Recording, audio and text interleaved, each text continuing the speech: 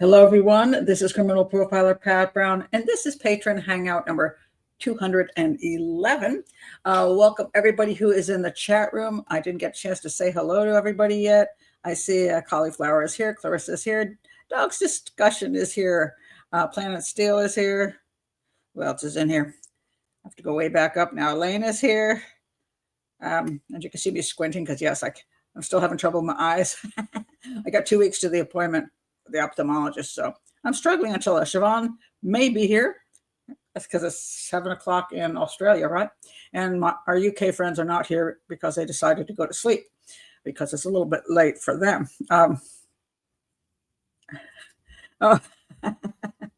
Planet Steel says, I'm in furry PJs. For a minute there, because my eyes weren't working, I thought you said you were a furry, which I hope you're not, but you know, everybody has the right to be what they'd like to be. But no, you're in your furry PJs under your blanket with a nice cup of tea. That sounds good. Much better than being a furry. In case nobody knows what a furry is, go Google that. Okay, so, hi UK Royal Watcher. How long have I been a criminal profiler? I'm glad you're asking questions because this is actually, the Hangouts are, you're allowed to ask questions during a Hangout. Sometimes I won't answer them simply because it's too involved and long or whatever. That's a good question. Let me think now. I think I officially started working as a criminal profiler in the year 2000. So 25 years, something like that. Yeah. Because I was a sign language interpreter and a homeschooling mom. Those are my two careers before that. And then I left medical sign language interpreting after 10 years in that field and switched over to criminal profiling and started my own agency, and the rest is history. So been around a while, as you can see. So, if you're going to ask about the cat, Mac the cat, the feral cat, he's just been a regular feral cat this week. And it was kind of funny, actually, the other night, it was last night. So he came into my bedroom, he licked the food off my hand, he sat in my lap and was eating, and I had my phone out there. My sister called me, and he like leaped off my lap and scared the crap out of him. And but then I got into my bed, and he just came back and ate from the bowl. So he survived it. So I have my food down here for him tonight while I'm doing the show, and I'm sure he will, show up and eat. What prompted me to go into the field? So really, that is an incredibly long story, which you can actually read in this book, The Profiler. It's the lead story in my book. And it's very complicated and kind of crazy. Basically what happened was I had rented a room in my house to one of my friends who I went to church with, asked if I would rent a room to this guy because he was working at her work, and she was dating him, and he wanted to be closer to her and the church. 24-year-old guy, and I vetted him and asked if he'd go to the police station to be fingerprinted, and he was willing to do that. He didn't drink, he didn't do drugs. He moved in, and within a month, I suspected him of being involved in a sexual homicide. And I took the information to the police, what I considered evidence, and talked to the police, and they discounted him, and it took them 7 years to reopen the case. He became the #1 suspect. But the whole story is crazy. And I can't remember when I think the book came out in 2010, and the homicide was 1990. So it was like 20 years. 20 years had gone on, and he was still the #1 suspect till the day my book came out. And they suddenly came up with a suspect for the crime that was not him. He had never been looked at before, who was in prison for a couple of rapes. And they said they had DNA matching him. And I'm like, what? There was no DNA in the crime. And I knew that because that was a big issue with the crime, which is one reason they didn't arrest my suspect, was because there was no DNA. So the circumstantial evidence was pretty darn good, but they wanted that one more thing, and I understood that. And so it just, because there was no DNA, and all of a sudden there was DNA, and you say, oh, well, things have advanced. That wasn't the issue. There were no sperm fractions And if there's no sperm fractions, there wouldn't be a DNA. So it wasn't touch DNA. It was supposedly, it's a really complicated thing. I talked to the defense attorney for this guy, and they said they didn't understand it either, because they basically said to me, yeah, there's no DNA. But the guy went into court and he took an Alford plea, basically saying, okay, you got something on me, this is DNA supposedly. And so he took an Alford plea, but he just wanted to go back to his prison cell because he was in for life and he didn't like where he was staying. And he said, but I didn't kill that girl. And I don't think he did. The other thing that was very weird about it all was that my suspect was a suspect and never cleared. And how all of a sudden how was he a suspect till the day this guy matched the DNA? If his DNA, why they had his DNA. So if they had him in CODIS, they would have found it didn't match him. If they had it, they would have said the guy's been cleared. So the whole thing is kind of sketchy, shall we say? And I will be going for eventually maybe a FOIA request on this, but we've got reasons for not doing that at the moment, but I will be doing that in the future. It was really weirdly convenient. And here's the thing. There's a movie called The Pledge with Jack Nicholson. And in that movie, Jack Nicholson, he's a retired detective, and he just moved some small town, and he's hooked up with this woman who has a little daughter. And he's happy. He's like, okay, I'm retired. I got this. This is good. But there was always this one case that bugged him. This guy was called a pinecone serial killer or something like that. I can't remember. It's been years since I've seen it. And he began to believe that the daughter of this woman he was living with, she started talking about this guy, and she was going to meet this guy with this pinecone guy. And he's like, oh my God, that's the guy. So he decided he would wait there and for where the girl would meet him, and he would then be there to obviously protect her and also catch this serial killer. And because he made a pledge to catch the serial killer. And the moment comes, and the little girl's there, and the guy doesn't arrive. And so he's got nobody to catch. There's no guy. And the woman, the mother of the girl, says, "What? You set my daughter up? You're just crazy. There was nobody." And so he's like, he's made a fool of, essentially. He said, "Well, you just made this story up," and so what happens is, yeah, he kind of goes crazy, and nobody believes him anymore. And I remember seeing that movie and thinking, that could happen to me. And what happened in the movie, I'm going to ruin it for you, so sorry. But what happened is the guy was the pinecone killer guy, and he was on the way to the meeting when he got in a car accident and died. So the guy was right, but no one would ever believe him.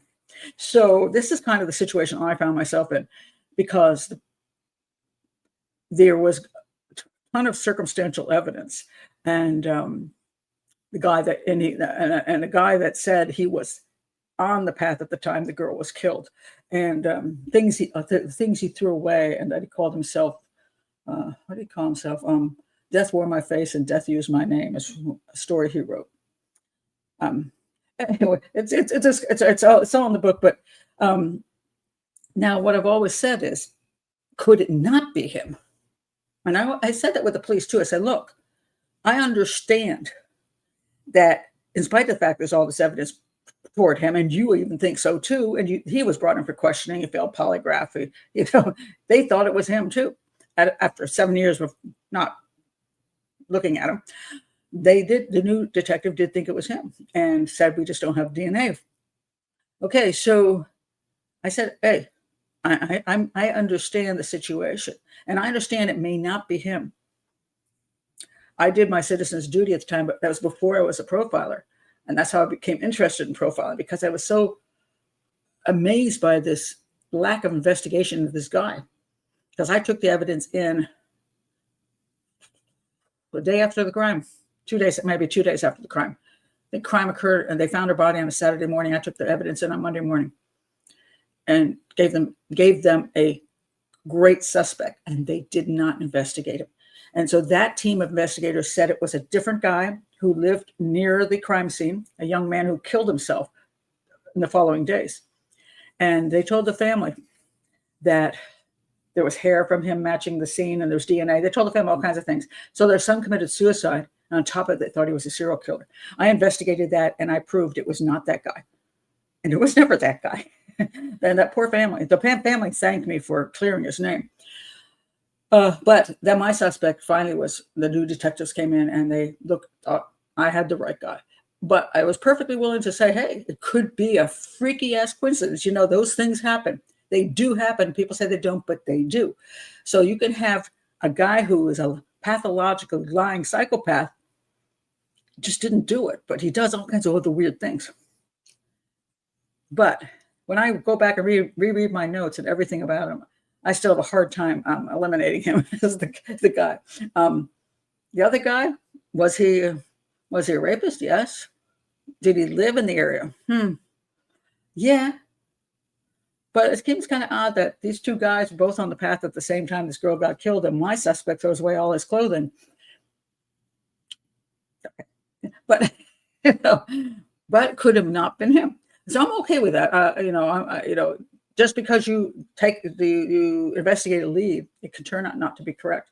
Except that I know there was no DNA. I know that for a fact. That came from I believe it was the district attorney. And I had no sperm fractions, therefore no DNA. So you can get touch DNA and stuff like that, but that's not what happened. They suddenly just said there was DNA that matched this guy. And I went down to the courthouse and I asked for the records of this Alford plea, and I wanted to see the DNA stuff. And they said, we don't have it. We sent it back to the police, and the whole thing is very sketchy, very, very sketchy. So that's the way, but that's the way it goes, yeah. When is the book going to be available on Kindle? It is. Wait, what are we talking about? This book? This book's been out for 15 years. It's available on Kindle. I did do audio. It's not available on Kindle?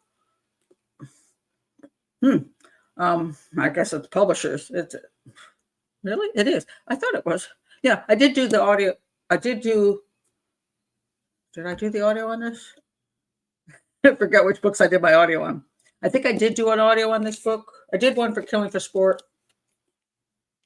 Yeah, I start forgetting which ones I've done it for, but it exists out there. So it's a crazy story. That's all I can say. It's a crazy story, and but it got me into profiling, and it helps me to understand that what I learned was if you don't do things right in the first 48, you got problems. So my suspect, I had the stuff to them in the first 48. They didn't come out to the house. They didn't go after him in the first 48 and bring him in for check his car, all that kind of stuff. They didn't do any of that. It took me 7 years to get the case looked at again. 7 years. And then they brought him in. And then they said, we think it's him too. I'm like, so they thought so too. And then when my book came out, oddly enough, this other guy took an Alford plea and said, yeah, okay, I did it, but I didn't do it. So like the guy in Jack Nicholson in The Pledge, I look like an idiot, or I'm right, but there are other things that happened. So yeah, so that is how I got into it. And but it had no interest. No, not no interest. I was never a true crime person. I was, however, I loved Sherlock Holmes at the time. Now I kind of think that half the time when I'm reading Sherlock Holmes now, I'm like, oh, that can't happen that way. So, but I like Sherlock Holmes. I like solving puzzles. I never was interested in serial killers. I was never interested in creepy stuff. I was always interested in puzzles. So when this occurred out of the blue, because there was a homeschooling mom, I became fascinated by the fact that police weren't even looking at the guy. And I'm like, what the heck? So I started studying to see if I was completely, because I had never read anything on serial killers. I didn't know what psychopaths acted like. So I started reading in order in the beginning to just verify if I was, making crap up off my net, whatever. And most of everything I read basically supported what I thought was true. And so I started reading. And then when I started looking into this case more and more, I became fascinated by the investigative stuff, mostly investigative stuff, as opposed to the creepy part of it, although he was pretty creepy. Because the most interesting thing about the case, I'll tell you before I go on to everything else, is that I went and talked to his father, who lived 2 hours away, when I was trying to learn more about him. And I knocked on their door and I said, hey, look, I'm investigating with it. I'm a criminal profile. At that point I was able to say I was profiling, because I can't remember how that all went down so many years ago. I didn't pretend I was a police officer or anything. I said, look, I don't know if your son is lying his way out of trouble or lying his way into trouble, but I suspect him in a sexual homicide, a rape and murder of a young woman. And his father invited me into the house, and we spent 2 hours together. Who does that? I mean, if somebody came to my door and knocked and said, I think one of my son's a serial killer, I'd be going, I'd be slamming the door in their face, because I know these guys aren't serial killers. I know they're not psychopaths. How dare you come to my house? And here I am, and not even the police. Guy let me in 2 hours. He talked to me about his son. Then I went to his sister's house. I did the same thing, knock, knock. I want to talk to you about your brother. And she said, come on in. She sat down. Her husband came in, and her kids came in, and everybody had something to say. I spent 2 hours with them. Now, obviously, they had issues with him, or they wouldn't have let me in the door. And they told me stories. I'm like, They did not have an issue with the possibility he was a serial killer. They were like, well, it could be. Yeah. So interesting. It's so fascinating. The whole thing is very fascinating. They did think he was capable. They knew he was a pathological liar. They knew he was a psychopath. That was not a question. The question could be whether a psychopath goes over that edge into violence. Now, he loved the concept of violence, mind you. I say his writings, his stories were about, he was in the park killing people in the story that he wrote, that he gave to me. It's like, I'm like, whoa, I see. Okay. Death wore my face and death used my name. I was my own silent enemy. And he liked to dress in ninja clothes and skulk around in the dark. He was very into, but he was kind of like, he did security guard work, which is one of the number one jobs. Tried to be a police officer, but failed the psych exam. When he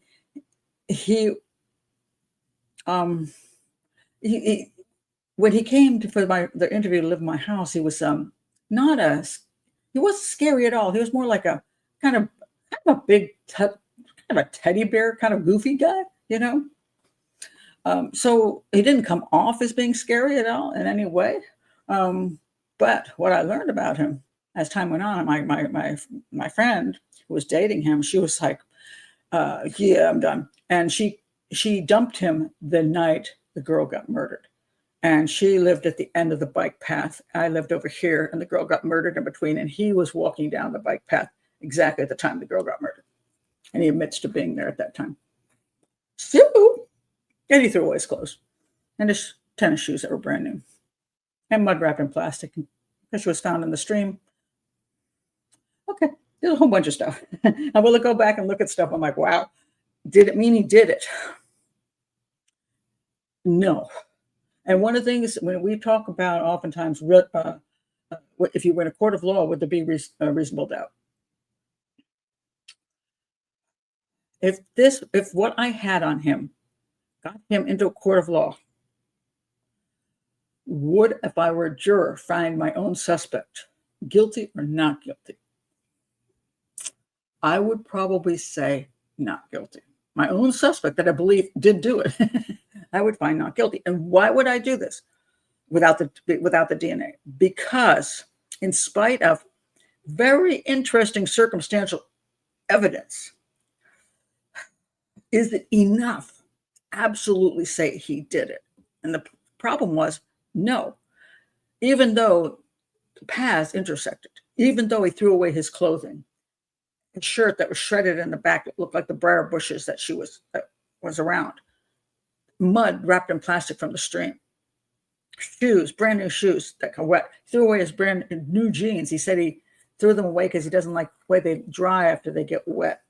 The story about killing people in the park, the girlfriend dumping them, and you know, there's so much.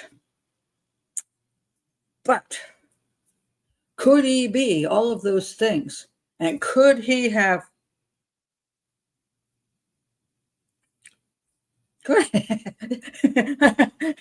Sometimes when I say it myself, it's kind of ridiculous. Okay, so his claim was this, that he left my friend's house after she dumped him. And what I was trying to find out, I was doing an interview with him, and I was trying to find out if he was there at dusk, because that's when the girl was killed. And I knew how long it would take to get from her house to my house. And so I presented it, because here's what you have to do with a psychopath. You have to make it look like you're looking for this, but you're really looking for that.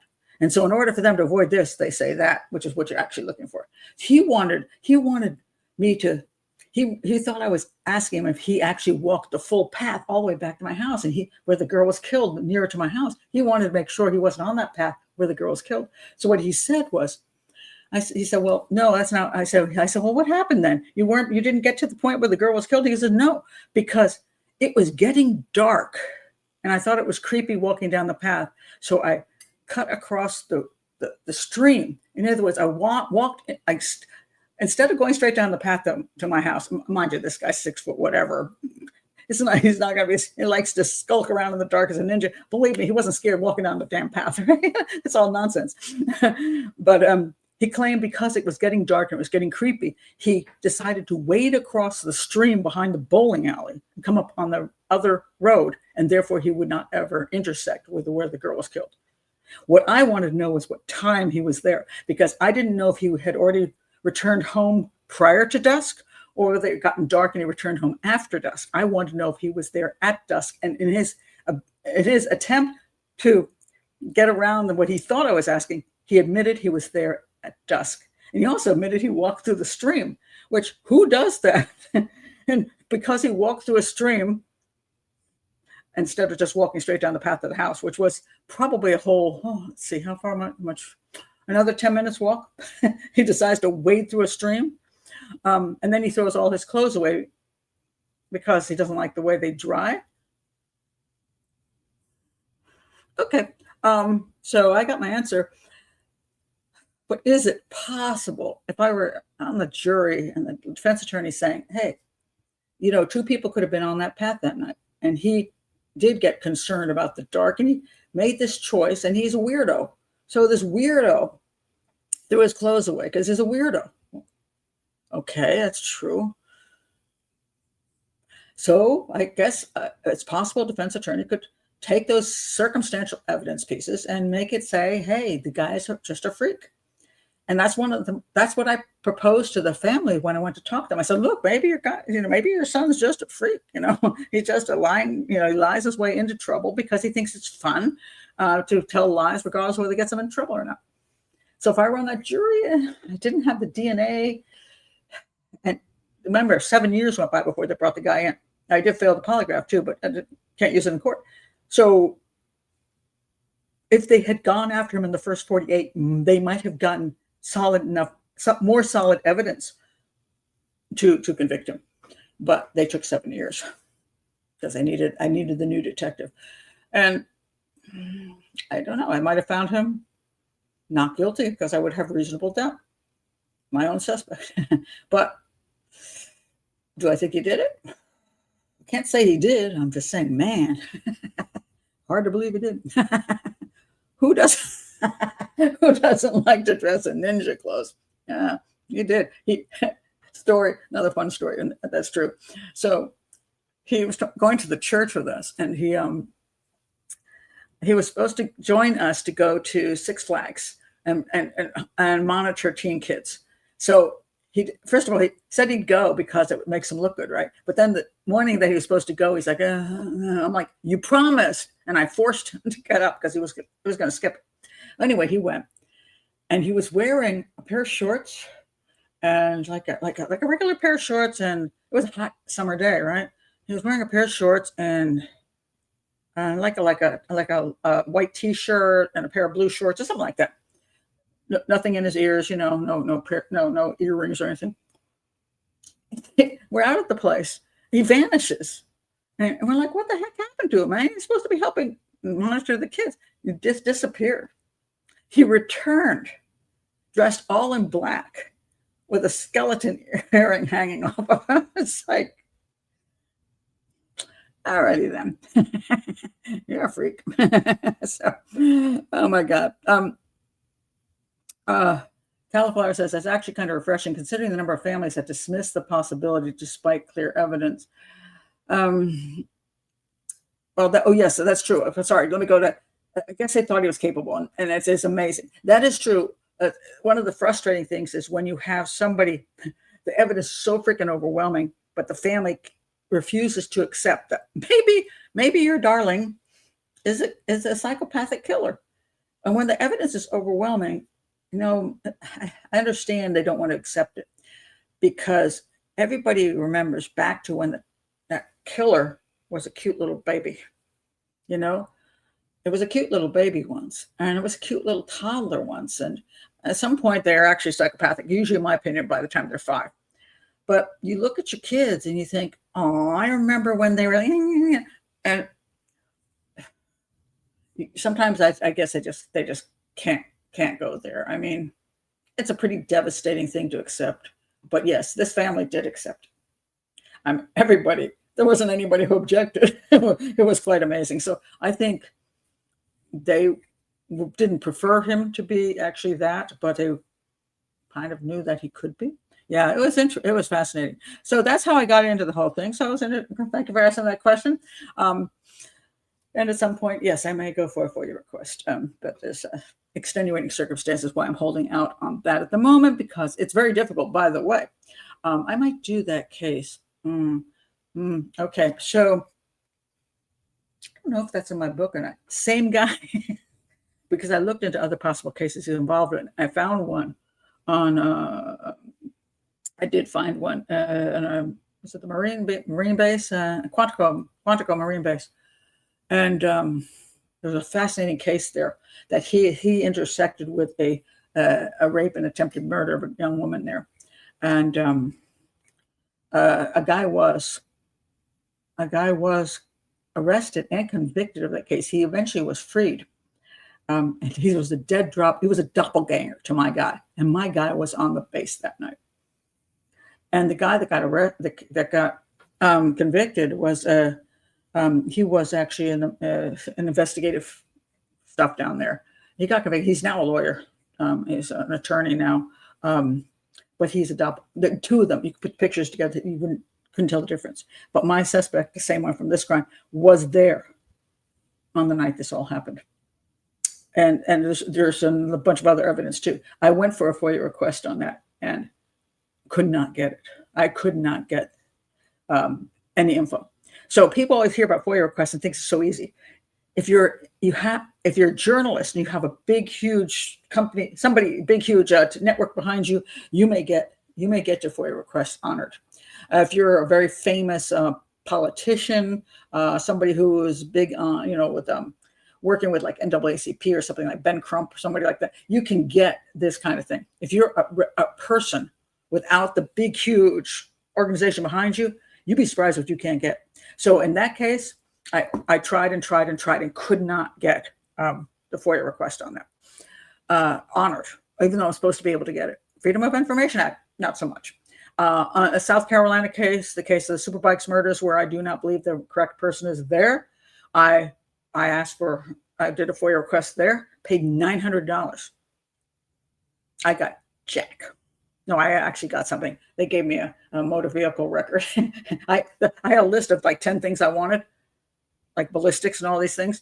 I got a motor vehicle record for $900. And with the person I was working, we went to the judges and things, and politics didn't get anywhere. So one of the things you learn when you go into anything like this is you have to have an ability to not take it personally, not get highly depressed because things don't go your way. You have to be able to say to yourself, okay, what I'm trying to do is, I'm not going to win them all, but maybe I can win a few things or teach a few things, do something that in the long run benefits, maybe not the cases I worked on, maybe it'll benefit some other cases in the future. And that's what I learned along the way. I mean, you know, otherwise I'd lose my damn mind, and I kind of like my mind. It sucks, but you know, there you go. You can't win them all. Speaking of not winning all, let's get to some of the media stuff. But good question. I'm glad you asked, because a lot of times people don't ask questions. I keep saying a hangout is a place where I can talk about news, but you can ask questions. You know, feel free to ask questions, and nobody usually does it. So thank you, UK. I'm glad you're up late. It's very late. Okay, let's talk about. Oh, just before I start talking about things, I started with a cat, but so I was driving home, and as I was turning in the driveway, I saw the skeleton. There it is, the skeleton hanging over our sign. And then as I came in, I'm like, there's like these skeleton dogs next to the mailbox, and and guarding the street. I think they're so cute. Who's behind that? Of course, she's behind that. My daughter has a very strange sense of humor, and so she originally had them up by the house last year, and they're on the hill, this whole thing of the big skeleton and the dogs, but she decided not enough people saw it, so she was going to put it down by the road, and so she could amuse more people, and hopefully nobody will steal everything. But it's cute. It's not quite Halloween yet, but I think it's kind of funny. That's my daughter for you. She has a good sense of humor. You know, as a detective, I think she's learned to have a good sense of humor outside of police work. So I think you have to have that, or your brain just goes, you know. Okay, so this is what I was really going to. Okay, yes, Christian B has been released. So Christian Brueckner, as I keep trying to, you know, sometimes hide his name. It's like, get out of here, you know, we know who he is. It's Christian Brueckner. So Christian Brueckner has been released from the German prison where he was for raping an elderly woman in Portugal. But he's out. And so let's see about that. So he's been freed. Now, what about him being freed? The prime suspect, which I think is always interesting, calling somebody the prime suspect. To whom? It's not my prime suspect. The prime suspect in the high-profile case of Madeleine McCann's disappearance has been released from prison in Germany, where he's been serving a sentence for an unrelated offense. Christian Brueckner was driven out in a black Audi by his lawyer and a police escort. All right. He had been convicted of raping a 72-year-old. Oh, it's not elderly. She's only 72. My opinions change as we run into that age range. You know. Don't call me elderly. Anyway, he was convicted of raping a 72-year-old American woman in Portugal in 2005 and will be fitted with an ankle tag after his release near the northern city of Hanover. The German national, 48, has never been charged with any crime in relation to the Madeleine McCann case. He denies any involvement. He hasn't been charged with anything because there is zero evidence at all. Now, my suspect that I just spoke of, check. Christian Brueckner, big fat zero. Oh, I take it back. He lived in the area. He had a phone. Okay, okay. Now I'll give him a couple more checks. Okay, I'll be fair. I'll give him a couple more checks. He's probably a psychopath and a rapist. And he did have some issues with kitties. So, okay, I'll give him, those all things are true. But when you look at a crime, you can go in an area and you can pick out 10 different people that could commit that crime. You can 10, probably on your own street, people that are creepy, people who have committed crimes, similar crimes, people who, they got on one of those little charts and you go, wow, all those guys live in my neighborhood. It doesn't mean all of them committed the crime. Only one did. So there was really nothing that linked Christian Brueckner to the crime other than that he's a scumbag, okay? Scumbaggery and being whatever he was. obviously a sex offender and a scumbag. Would you look at him? I mean, in the case of Madeleine McCann, if I believe she had been abducted, if there was one shred of evidence that she'd been actually abducted, I would be looking at Christian Brueckner along with a bunch of other people. But in order to look at Christian Brueckner, you have to ignore the evidence, which apparently is what the UK and Germany and a whole bunch of people are doing. So anyway, he's got this tag on him now. Let's see. We don't have any knowledge about where Christian B is going to go. I think he's going to have this tag on him for like 5 years, which is bizarre. Okay, so it says German prosecutors, the worst one being, what's his name?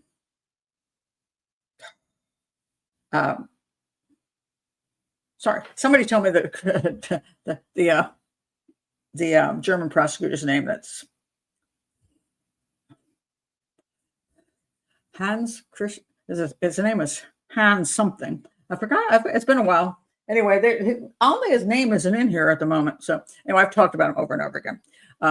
He went public saying this is the guy. Absolutely, I have evidence. Blah blah blah, and he could never prove a damn thing. So I was never impressed by him. I always thought he was showboating. He wanted so badly to win this case, to be this guy that brought in Madeleine McCann. I think it was all about his ego more than it had anything to do with the facts.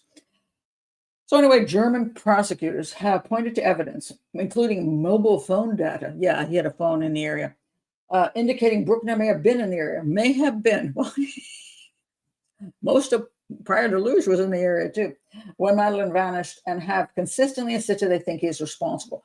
Well, you can insist everything you damn well please, but if you can't prove a damn thing, perhaps that's the problem. He should stay put while being monitored. They can't legally do that. I'm surprised he's going to have this thing for 5 freaking years. If he's okay, mind you, myself, I think if you've been proven to brutally rape a stranger, where it's not like a he said, she said thing, I mean, we went on a date, we both got drunk. If you're actually like the woman's in her apartment, you climb through a freaking window and rape her, I think you should be in prison for life. I don't think you should ever come out, because I think you're a sex offender, B, you're a predator, you're a psychopath. You're never going to be safe. Never. You should be in prison for the rest of your life. But that's not the rule that happens, I guess, in Germany or Europe right now. You get a fairly not so long a sentence, so they're letting him out. But he's done his time, so it's interesting that they have 5 years on an ankle monitor. That's kind of crazy long, in my opinion. Not that I don't appreciate it in some ways, but they thought he would flee, and so they wanted to know where he is. He must contact a probation officer at least once a month. Mr. Walt, oh yeah, that's him. That's Walters. That's the name of the prosecutor, Walters. Thank you. Thank you for that, Planet Steel. Hans Christian Walters. Hans Christian Walters, yes. In my opinion, a terrible prosecutor and full of crap. And it's embarrassing, actually. Mark Sonoko, I'm going to pronounce it correctly. Sorry, Mark. I always pronounce your name wrong. I know I'm pronouncing it wrong. Mark Sonoko. He's the Australian journalist, one of the few journalists in the world that I trust and would do an interview with. He did a whole interview with Hans Christian Walters and tore him a new one. Because Walters, he faltered all over the place. And Mark just kept saying, do you have any proof of this? And he just fell apart. And that was one of the best interviews I've ever seen. So check that out. You can just put in Mark Sonoko and interview of Walters. And he did a number of them on the Madeleine McCann case. One of the finest journalists ever. So Walters recently said that, quote, the psychiatric expert assumes that due to his personality, there is a justified risk that he will commit crimes again. That is accurate. He's a sexual psychopath. I agree with that. All right. Let's see. Okay. But he's out and about. But he's the prime suspect. without any shred of evidence actually linking him to the crime. Just that he was a sex offender living in a sex predator living in the area, which is bad, but not proof of anything, because there could be more sex offender in there. So, when will the truth come out? Okay. Yeah, I think I'm with you, Clarissa. Probably never. One of the problems we have with crimes that people have difficulty with is that they become fascinated by a crime, then they become invested in a crime that has nothing to do with them at all. It's not their kid. It's not their loved one. Nothing. It's just they've watched a lot of media, and they've gotten some kind of feeling for the missing, in this case, the missing Madeleine McCann, or a murdered person or whatever. Sometimes it is from your own country, and in a case of you're from the UK, a whole crap load of your money, taxpayer funds, are being spent.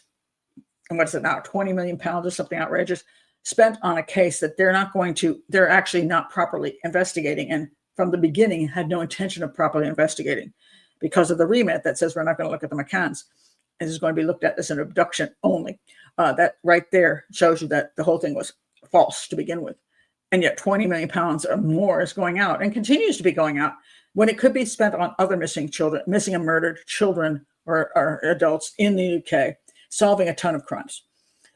So, but we become invested sometimes because we watch this stuff, and we become angry, we become frustrated. And people ask me, Pat, why aren't you more angry and frustrated? Because I actually spent time working on this case, right? Wrote a book on the case.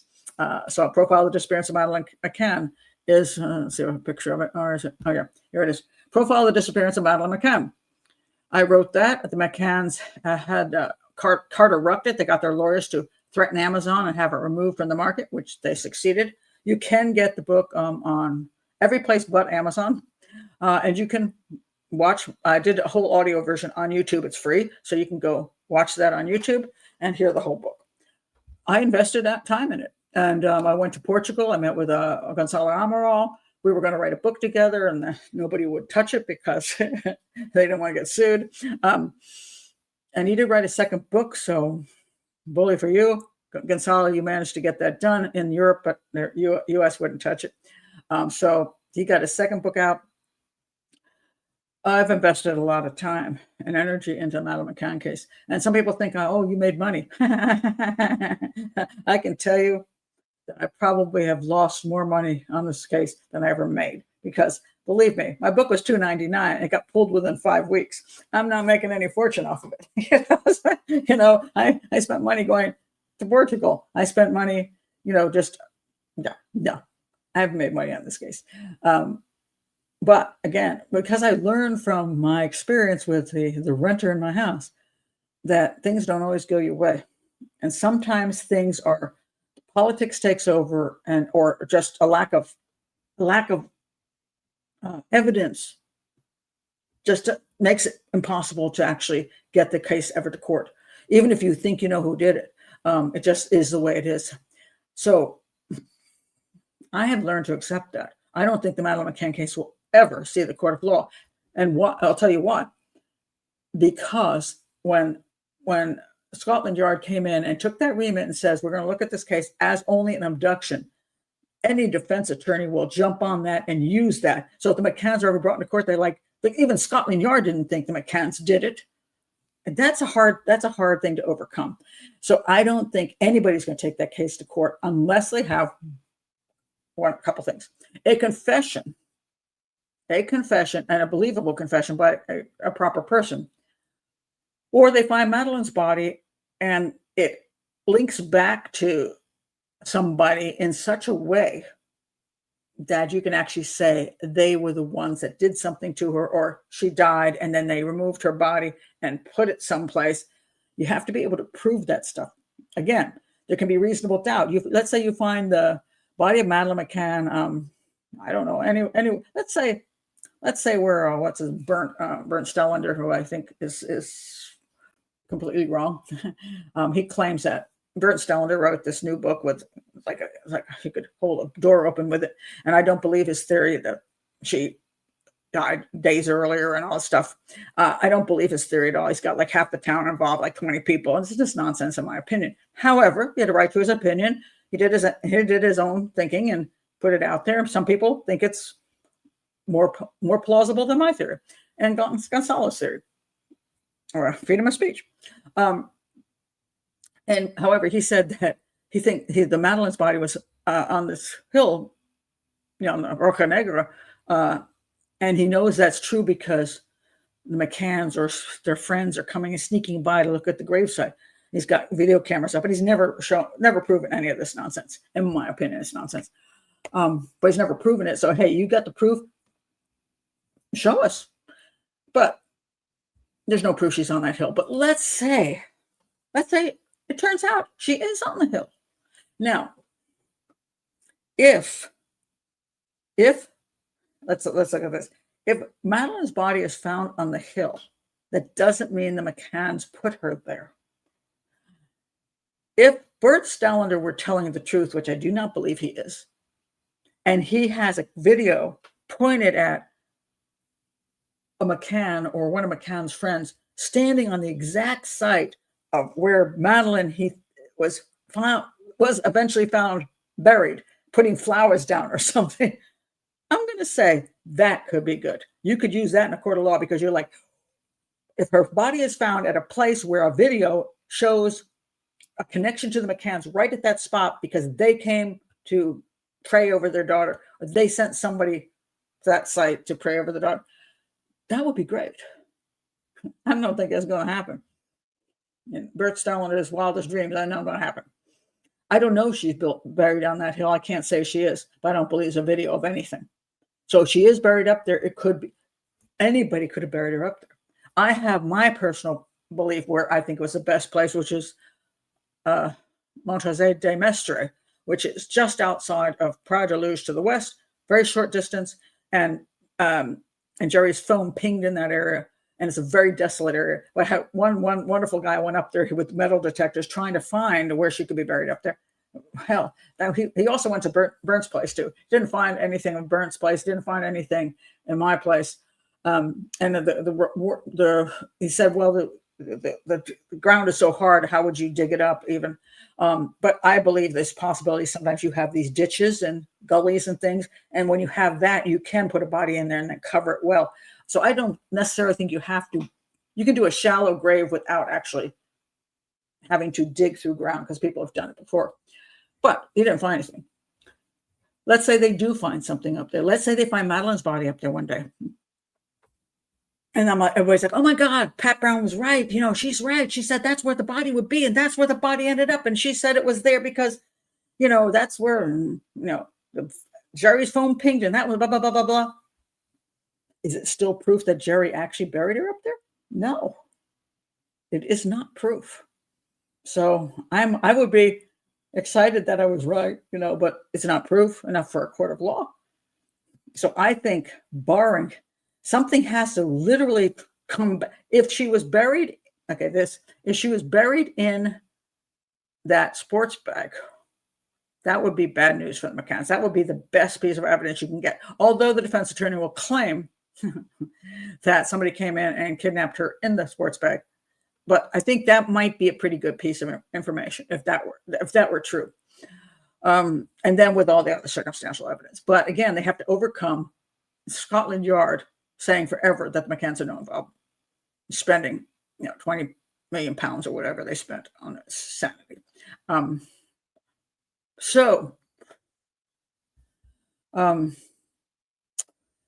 I don't think, unless I say if Kate confesses, Jerry confesses, Jerry will never confess if he is guilty.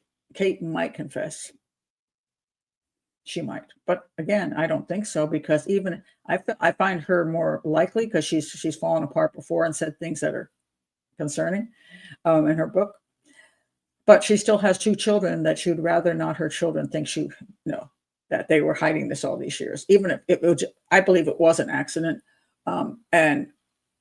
But still, once you've gone down the road of claiming otherwise, you've been claiming it forever. You don't want your kids to think that you're liars like that and lied to them all those years.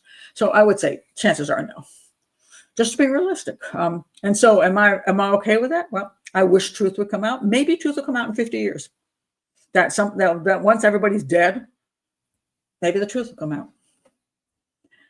But again, I've worked in this field long enough to be more concerned that if we could train detectives properly early on, we might prevent some of these things from happening. We might get the right person sooner, and therefore be able to convict the person in a court of law and stop a killer from being out there, stop a serial killer from being out there.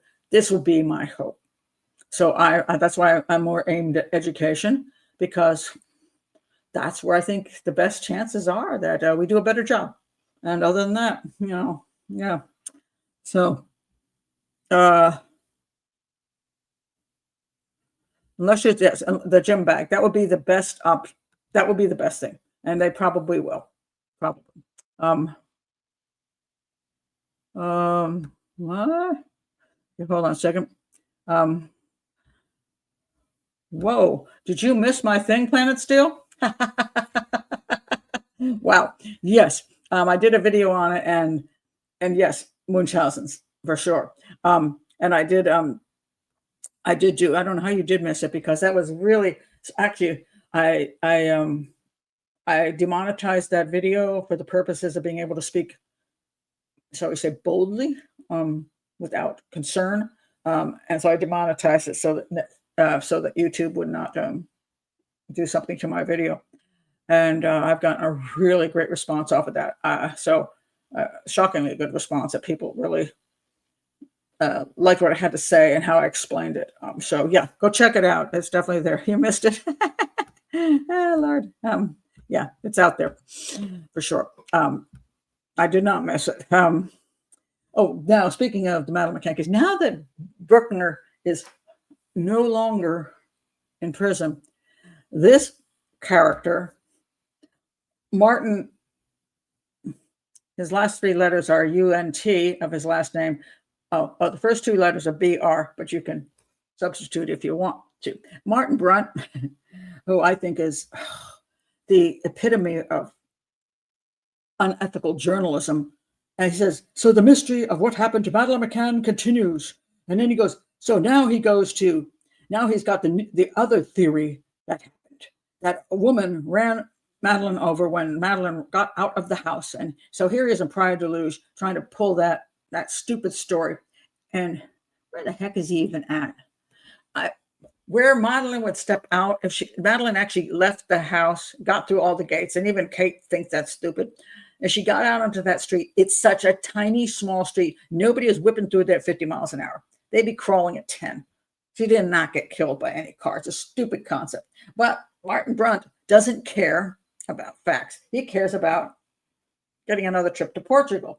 So he's also, I think there's a new, who's putting it out? Hold on a second, let me find it here.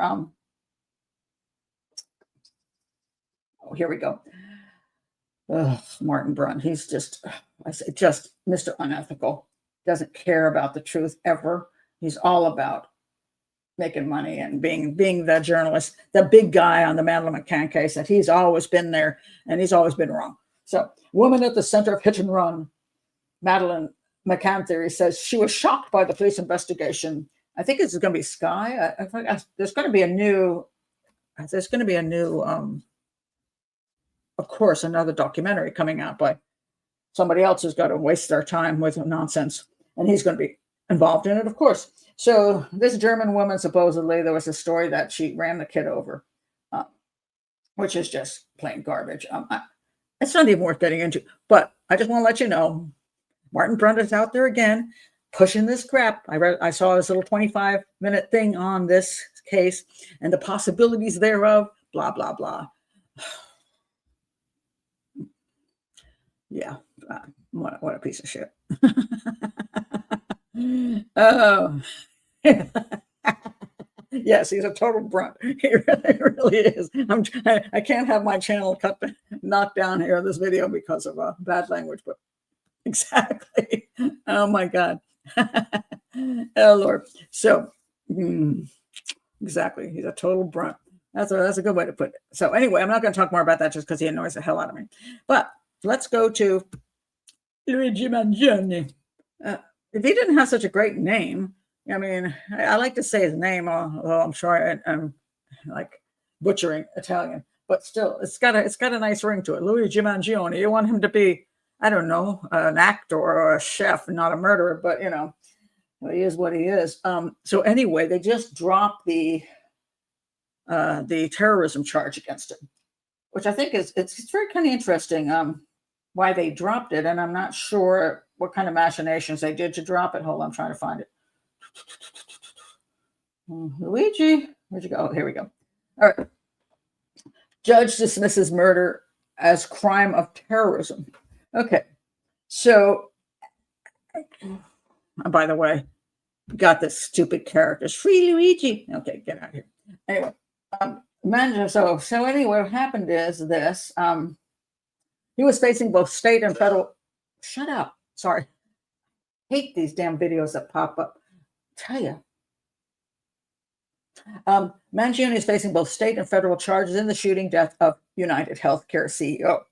His attorneys wanted the state charges dropped, saying the New York case and the federal death penalty case amounted to double jeopardy. They also wanted prosecutors barred from using evidence collected. This is interesting. During Mangione's arrest last December, including a 9mm handgun and a notebook in which authorities say he described his intent to whack an insurance executive. I'm going to say those are two really good pieces of evidence, and also shows premeditation. It also shows not only premeditation, but the desire to commit a terrorist attack. Why do I say that? Now, terrorism is an interesting kind of screwed up concept sometimes. So a lot of times people just want their day in the sun, which I think mostly that is what he's about. So terrorism is usually when you're actually involved in a terrorist group and you are one of their soldiers and you go out and you commit terrorism. And you go on, there's so many terrorist attacks. You can actually say are terrorist attacks for sure. 9/11, obviously. My son was in Jaipur when 9 bicycle bombs went off in the center, in the tourist area. And they were set up by Lashkar-e-Toiba. Lashkar-e-Toiba is a terrorist group that wants Kashmir to be returned to Pakistan. The Mumbai attacks, absolutely terrorism. But there's these lone wolf things, which people consider terrorism, but aren't necessarily actual terrorism. There's still more mass murderers. The Fort Knox shooter, people thought he's a terrorist because he said Allah Akbar. He wasn't committing a terrorist attack. He was committing a midlife mass murder because he was pissed off that he was, ignored, and he's just mad at life. He was mad at life. And sure, he threw I might as well look good while I do this. Let me do Allah Akbar. There's people who really aren't true terrorists, but they use certain political notes in order to make themselves look like they have good reason to do what they did. They're doing a good thing. So Mangione, in a sense, was choosing an insurance executive, any insurance executive, essentially, to make a political statement. And terrorism is about a political statement. This is true. That's why you do terrorist attacks, is to get politics to the politicians to do something. If we kill a whole bunch of people in India, perhaps the Indian government will give Kashmir back to Pakistan, or that's a whole long story. So they keep up pressure from this particular group, and there's different groups around the entire world in many different countries, which are terrorist groups who are pushing a specific political thing that they're trying to achieve. But when you get one guy pushing a political thing, is it really a terrorist attack, or is it his excuse to do a mass murder or do an assassination? So I kind of agree that he probably really wasn't doing a terrorist attack, even though I think it was a premeditated murder to gain himself attention, to be a hero in somebody's eyes. And obviously people do think he's a hero because he picked a victim that a lot of people don't like what he represents. That's all. They don't like what he represents. So they think, hey, you made your point, ha. And this is, of course, I just did a whole thing on the recent assassination, and lost about 200 subscribers doing that, by the way. Anyway, so you cannot like what somebody represents, but of course it doesn't give a person a right to assassinate them.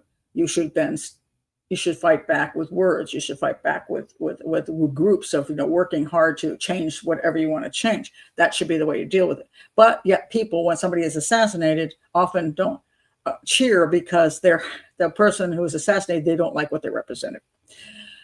I did not like what Brian Thompson represented because he's CEO of United Healthcare. I am also not fond of our insurance system. However, that was an assassination of a man for what he represented. And to me, that's a murder. And that's not what we want to have happening. And we want to have a discussion that would change our healthcare system and this insurance system. We don't go out shooting insurance executives. However, for Luigi Mangione, that gets him attention, and it worked. I don't know. He could have picked a different target. Any target that you pick, as long as there's enough of a big group who doesn't like your target, they might cheer you on, which is sad but true.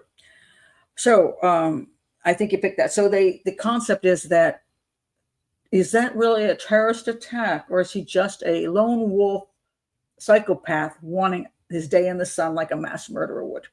I think that's what he really is. And I don't even, this is what gets to me. I still don't think there's any great proof that he had any issues with the insurance system, because his whole thing about his back, his back problem and the surgery, blah, blah, blah.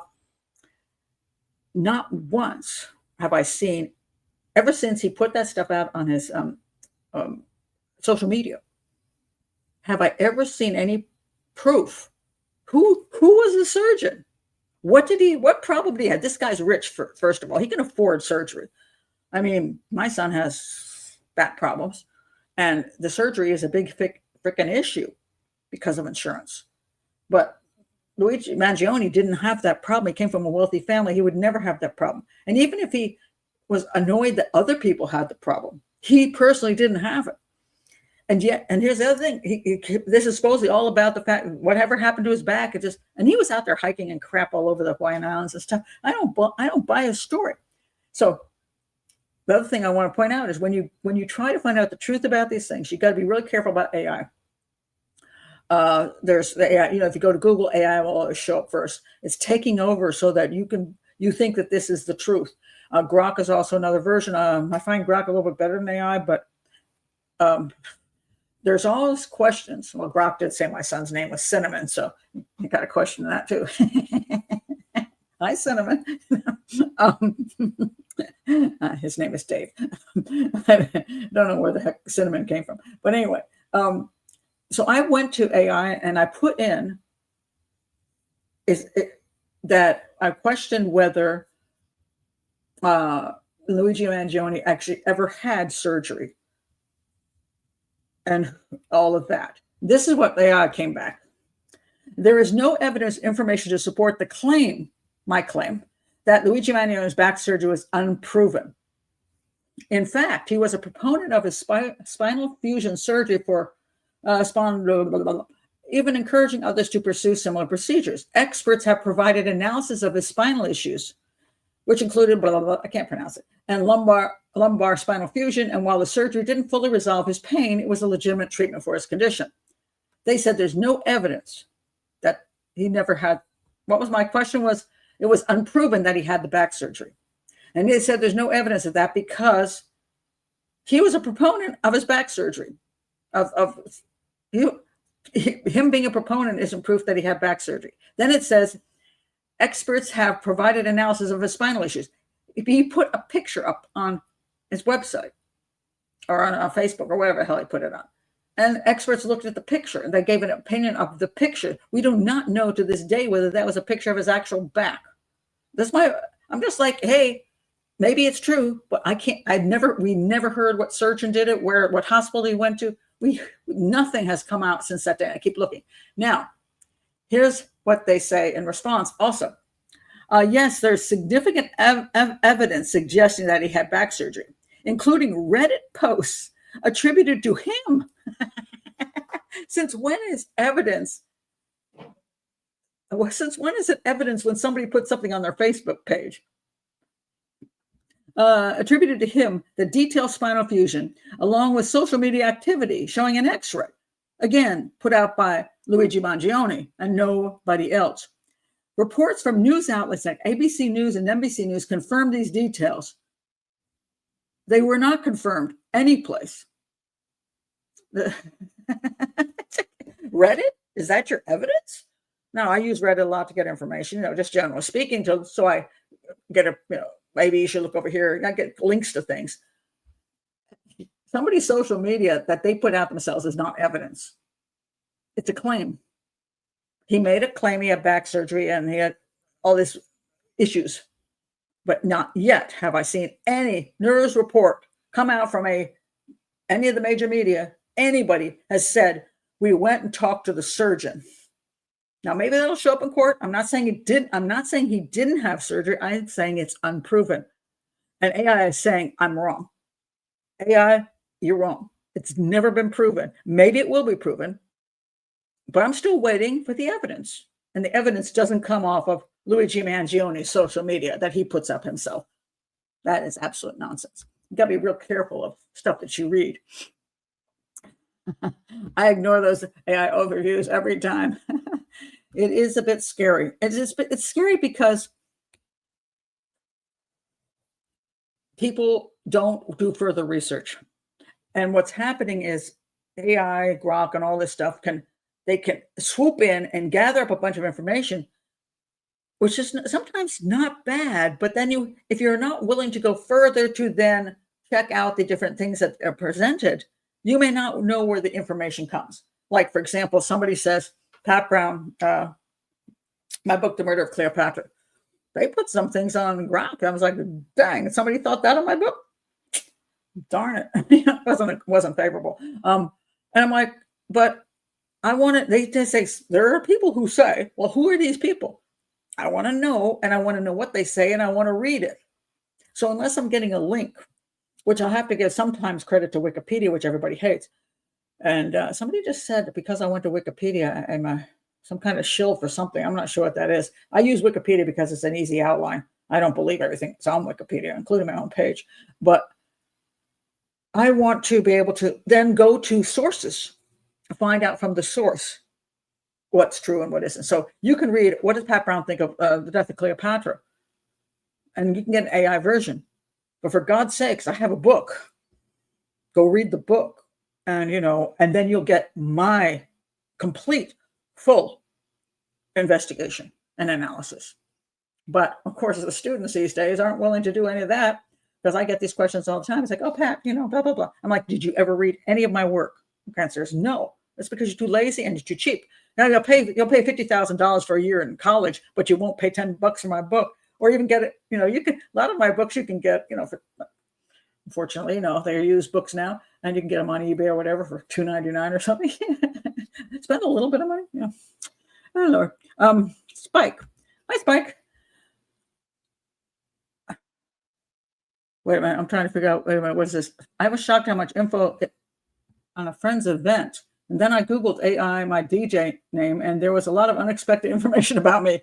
Yeah, you can get surprised. It's like, what the heck is being said about me now? We all know to take Wiki with a grain of salt, but there are at least some bits of truth. And true for AI too. But you have to go to the source. And that's my problem. So that Luigi Mangione says he had back surgery and blah, blah, blah, blah, blah. And he put up a picture of his spine, supposedly, doesn't prove to me that it's true. I'm willing to investigate further. Thank you for giving me the information, Luigi. Let me go investigate further. And I investigated further and couldn't come up with a damn thing that proved he had the surgery. And I still, to this day, if anybody finds a link that proves he had the surgery, I'd like to know. I'm not against that he had surgery. I'm not against he has some issue with whatever he's got an issue with, except that he could afford it.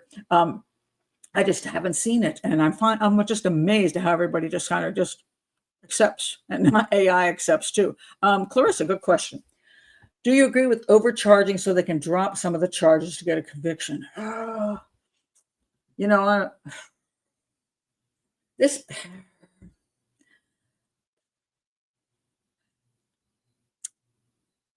I'm not an attorney, but I do have issues with that. And a lot of times it happens in cases where somebody is a rapist and they know he raped a woman, but they don't know they can prove it. So they charge him with rape. And then he's willing to, they give him a deal. You can plead down to burglary. And he pleads down to burglary, he gets convicted of that, and the rape thing just goes away. So a lot of times you see burglary, you might think rape at the same time, guys, because that's what you plead down to. I don't like shenanigans. You know, I've never been one for shenanigans. I don't like games played. And I don't know, maybe that's just no other way to do it because our system is so messed up. But so sometimes I think people, they do what they have to do in order to try to get anywhere. I don't know. I find it frustrating because I like the truth. I don't like anything that's not the truth. So, yeah. So I don't know. So I think I see the terrorist thing makes sense in the sense that he was making a political point. So that theoretically is at least part of terrorism. But because he's a lone guy, and I personally think he's just like a mass murderer, except he just murdered one. I think he just wanted to stay in the sun. That's what I don't think he had any real issue with the insurance executive. He did a lot on all over the internet, but just because people do that doesn't mean they necessarily believe those things. So when a person who does this, in my opinion, is a psychopath. So I will use a P word. To me, they are that. But what they talk about prior to that, what they decide to go out into the world and say, is not necessarily something they necessarily truly believe, but is something that gains attention. So you can get people that psychopaths will pick something that they think will benefit them as far as that attention thing goes. And whether they believe it or not, whether they pick a racial thing or they pick a Mangione against the insurance system thing or whatever it is. Oftentimes, they themselves are not all that invested in it. They just want to be that person that gets, you can say, oh, Luigi said this and Luigi said that. So in the long run, if he had really cared about the things that he said he cared about, he would have worked. He had the smarts. He had the education. He could have worked in politics. He could have worked in health care. He could have done something to change the system. Shooting down a CEO of Healthcare United didn't change the system. They just replaced him with another guy who's willing to rip people off. So, doesn't really work. Thank you, Clarissa. He needed brain surgery, not spinal surgery. Well, yeah, I wanted to be infamous. I think that is very likely. Yeah. So that's Luigi. What is this? Oh, I want to talk about. Oh, I do want to talk about this. Oh, just for a quick one. Just a quick one. Remember the last week I talked about the I guess he's a rapper, D4VD. I don't understand what kind of name this even is. Maybe it's David. I don't know what I don't know what they're supposed to mean. I looked it up. I looked up his stuff on YouTube, and he has this thing about this shows a murder of a woman, and then he shouldn't have probably done that particular song. Anyway, what happened was they found his Tesla had been abandoned on the street and had been towed away, and then somebody smelled something in the tow lot, and they found his body in the trunk, and now they've just identified this girl. She's a 15-year-old who was a runaway. And pretty sad. And the question is that I have is, I read a bunch of the articles, and one thing he's not saying is that why. But by the way, I don't know that he was a rapper. Sorry, I don't want to misrepresent the guy. His song wasn't actually bad. But let me pull up his song again. D4V. I don't know how you pronounce it. Seriously, I don't. He's a singer. He's a singer, and I think he's talented. He did this song. Where's the song? Romantic Homicide was the song he did. I did that last week, so I'm not going to do it again. But he did a song called Romantic Homicide, and somebody said, it was a foreshadowing or what, And it shows a body with all blood and everything. I think he's talented, but I've been looking to see what his explanation was for why his car has a dead body in it. And I haven't seen anything yet. Now, you would think that if his car it's a Tesla, if his car had been stolen, wouldn't you think he would have made a police report and say, hey, my car's missing? I don't hear anything about a police report. So we're going to have to wait and see what that's going to come out to be. Well, talented but stupid for leaving his car with a dead body in it, if he had anything to do with the dead body. She's been missing for over a year. Really? Has it been that long? Interesting. Oh, his real name is David. Okay. I looked at that one. Okay. It's David. Okay. Or Cinnamon. Cinnamon. Yeah. I'm waiting for the lowdown of the story. There's very limited information. So I'm going to wait a little bit longer on that. But on that note, I do want to point out there was an interesting article, which I just thought was fascinating, actually. It's called, where is it? Okay, wait a minute. It's called City of Vanishing Children. Now, it's from the Daily Mail, and of course, I think they probably over-exaggerated a whole bunch of stuff in the article, but City of Vanishing Children, the dark truth behind the thousands of missing kids in Rust Belt town and the underworld they're plunged into. They're talking about the area of Ohio. They're saying marshals have rescued 10 missing children and arrested 130 fugitives in a month-long blitz in Northeast Ohio. Over 30 days, armed officers swept through neighborhoods plagued by crime and poverty in Cleveland and its grittier neighbor, East Cleveland, targeting violent offenders wanted for everything from homicide to sexual assault. Oh, bully for them, good. The raids are part of Operation Trident, netted suspected killers, gun traffickers, and sex offenders. In total, 5 homicide suspects were detained, along with 46 wanted for felonious assault and 24 weapons offenses. Authorities seized 11 firearms, including 2 that were stolen, and more than 3,000 rounds of ammunition. And so the U.S. Marshals are happy about what they've gotten off the street. Okay, but they also rescued 10 missing children. And they said the sheer scale of Cleveland's missing children epidemic is staggering. According to Ohio Attorney General Dave Yost annual report, Cuyahoga County, which encompasses the cities, recorded 2,717 missing child reports in 2024, more than any other county in the state. Ohio as a whole saw 16,000 cases, with officials stressing that the majority were runaways who eventually returned home. Now, this is true. And this is one of the reasons I want to point out why kids who run away, people call them and say, oh, my child is missing, blah, blah, blah. And they expect the police to do a full-out investigation. You cannot keep doing a full-out investigation of every child that goes missing because they come back, because most of them come right back home the next day or 2 days later. Unless, whatever, they're at a friend's house, they ran away because they're mad at their parents, they were doing drugs, whatever it is. And they return, and you don't have the manpower or money to do this level of investigating people want, especially when most of the time it is a runaway kid who will come home. However, some of the runaway kids don't come home, and that's the issue we have. So there's a couple of examples. One is let's do Kashawn Williams first. This is Kashawn Williams. Kashawn, where are you? Kashawn. Hold on, I've lost Kashawn.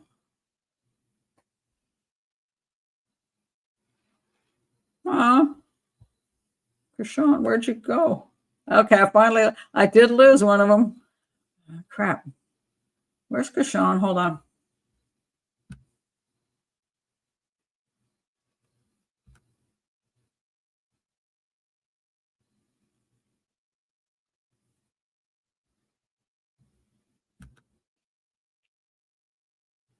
Kashawn's coming.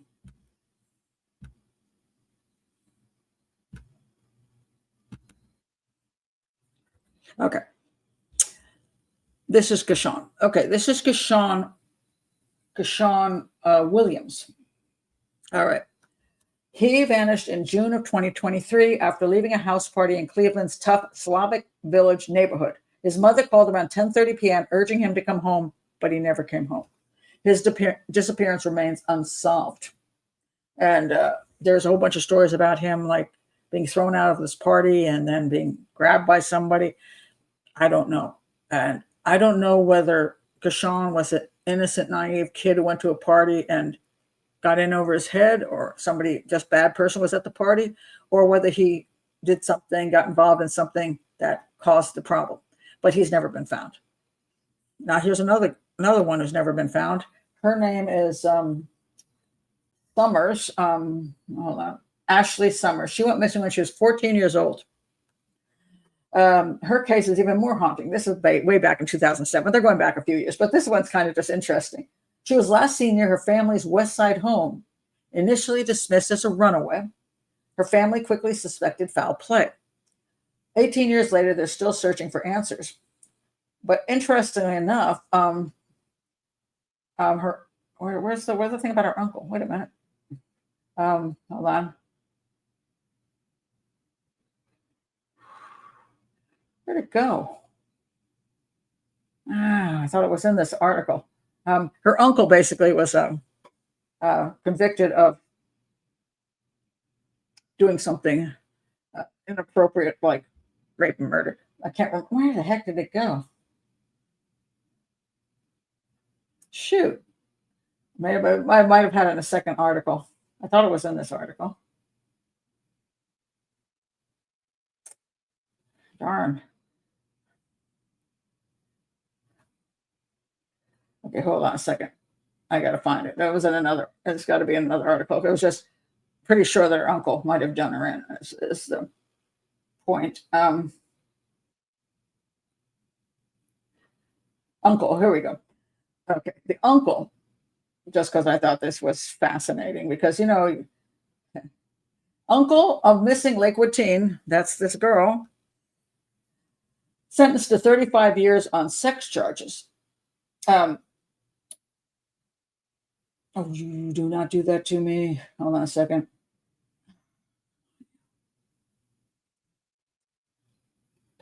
Okay, here we go. Okay. What happened here? She was 14 years old when she went missing in 2007. She was walking to a relative's home but never arrived. So friends have said that Donathan was one of the last people known to have spoken to Ashley before she disappeared. And Donathan, the uncle, has now been accused of sex crime.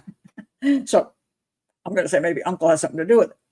But one of the things that pointed out in the how horrible this whole epidemic is kids leaving home, kids involved. Runaways is a huge problem. When you don't have a decent home life, you got problems there, and you run away. You usually will go for that frying pan into the fire. You run away to people who will take advantage of you, who will use you, and you're desperate because you don't have money, and you have to go along with whatever gives you a place to stay, gives you food, all that. So that's why prostitution is something that people get into. Drugs is always often a problem even before they run away from home. So it's really a shame that we have to look at a lot of these crimes as the victims of these crimes, especially these young people. It's because sometimes things aren't very good at home and they run away from that. And so it isn't that they're being kidnapped off the streets. This is what usually people keep saying. Oh, they were kidnapped off the street. They're just walking to get ice cream. No, that's not usually it. Usually there's something going on. They're not kidnapped off the street, but they might be lured. They might be eventually, once you go into the lion's mouth, at some point they might do you in, so for whatever reasons. And but so there are a lot of missing people, a lot of kids who are murdered, who are teens, because sadly they don't have the home that they should be staying in. Oh, this is the other guy. This is the singer. Yeah, he's cooperating with police, but no statement from him. I don't know. Yeah. I guess I was lucky when I ran away. Cops picked me up in no time, took my butt home. Thank God. Thank God. I mean, it's just really important. So, but it's just a shame. One of the things I'm being right now scouted by a documentary company, which I may be doing something with them next week. I'm not going to get into what the show's going to be about. But one of the issues is how people become victims, and prostitution is one of them, and runaways and all this kind of stuff. It's because of and I always say it's not about you deserve what you get because you're involved making some life choices which are high risk. It's just that when you make choices that are high risk in life, bad things happen. And this is an example of the case of Dacara Thompson. And this is, I don't know if I talked about this last week. Did I talk about this last week? I'm not sure. I might be repeating myself. But this is Dacara Thompson. She was 19 and it seemed like she had a good life. She was living with her dad, and then she went off to supposedly get gas for a car and never came back. And her body was found a few miles from my house on the side of the road. And she was murdered by this illegal Guatemalan guy living in right near my son's neighborhood. He was in my son's neighborhood, like 4 blocks over. And he killed her in the house, and I think he beat her to death. I'm not sure. But they were having sex, and then he beat her, and then he dumped her body on the side of the road. He is in custody. But the mother is really upset now. Her mom, she's like, the mother of Dacara Thompson addresses disparaging rumors about her daughter's case. And it's one of these things where can you help wondering, because she went out in the middle of the night, she parked her car on the wrong side of the street, she walked away from it, she walked up to her killer's car, talked to him through the window, and then went and got in his car. And then he drove 25 minutes to his house where they were in the bedroom having sex. Now, mind you, I'm not saying she had sex willingly. I can't say that because she could be raping her in there. But the question was, why is she getting in his car at all? This is not the kind of guy with a scar on his face. I mean, he's 20 years older than her. Why would she be getting in this guy's car? Possibly to buy drugs. That's the other thought. She got in to buy drugs, and then he drove off with her. But he drove 25 minutes. It's a long way. If you're gonna rape and kill somebody, it's a warm summer night, you're gonna pull off in some wooded area, rape and kill her there, and not take her back to your house where you're living with other people and take her into your bedroom and then kill her in the bedroom where people can hear what's going on. That makes no sense. So my opinion, there's only 2 reasons she ended up in his bedroom. 1, they were on a date, or 2, he was paying for the date. And that's what the mother's upset about, because most people who are looking at this case, they're feeling very sorry for Dacara because she did seem like she had a good future in front of her. But the question is, did she make this horrendous choice of getting involved in sex work? And I haven't seen any evidence to prove that yet. Nothing has come out as to why she was getting in this guy's car. They're obviously going to be checking her phone, his phone, all those records and stuff. But, she goes out in the middle of the night, goes out at 10 o'clock. She's still out at 1 o'clock in the morning.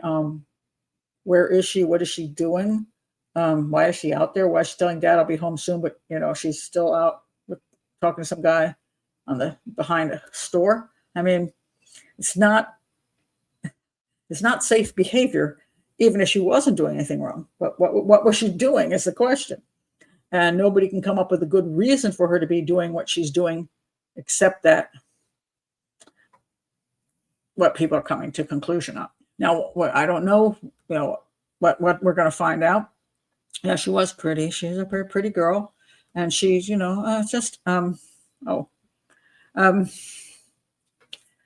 know. So we're going to wait and see. But, my whole thing isn't to disparage her if that's what she was doing, but to say, please stop doing that, girls.